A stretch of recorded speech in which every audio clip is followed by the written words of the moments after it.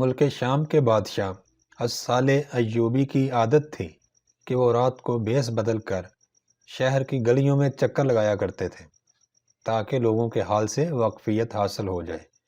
ایک رات بادشاہ حسب معمول شہر میں گھوم رہا تھا کہ اس نے مسجد میں دو درویشوں کو دیکھا جو مسجد کے ایک کونے میں بیٹھے سردی سے کانپ رہے تھے اور بادشاہ کو کوس رہے تھے۔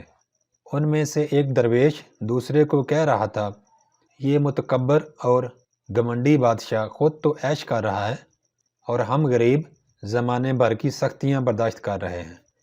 اگر آخرت میں اس بادشاہ کو بہشت میں جگہ ملی تو میں بہشت جانے کی بجائے اپنی قبر میں رہنے کو ترجیح دوں گا۔ دوسرا درویش بولا، اگر بادشاہ صالح بہشت کی دیوار کے قریب بھی آئے گا تو میں جوتے مار مار کر اس کا سر پھوڑ ڈالوں گا۔ بادشاہ ان کی باتیں سن کر چپکے سے واپس آ گیا۔ صبح ہوئی تو بادشاہ نے دونوں درویشوں کو اپنے دربار میں طلب کیا۔ جب وہ درویش بادشاہ کے دربار میں حاضر ہوئے تو بادشاہ نے ان کا بہت اچھا استقبال کیا اور ان کی بہت عزت کی۔ بادشاہ نے ان کو اتنی زیادہ دولت اور انعام سے نوازا جو ان دونوں درویشوں کے لیے عمر بھر کے لیے کافی تھا۔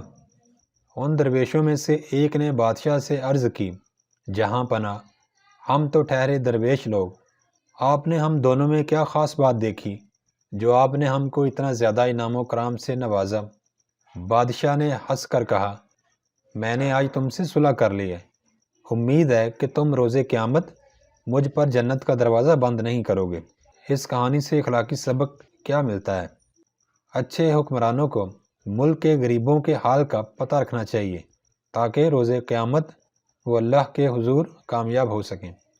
حکمرانوں کو غریبوں کی بد دعا سے بچنے کی ہر ممکن کوشش کرنی چاہیے۔